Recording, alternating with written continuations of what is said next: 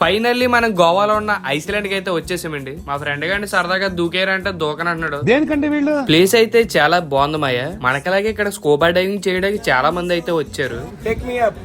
అప్ప Take me down. Deep में जाने के लिए take me down. Okay, problem के लिए सही.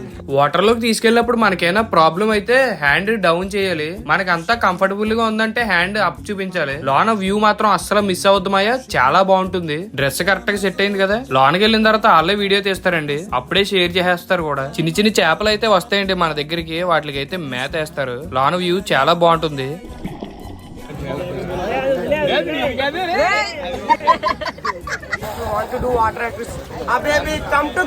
అందరు స్కూబా డైవింగ్ అయ్యేటప్పటికి చాలా టైం పడుతుంది మాయ. మనం ఇంకో సైడ్ కి దిగి ఆడుకోవచ్చు. లైఫ్ జాకెట్ లేకుండా అస్సలు దిగద్దు. చాలా లోతుంది.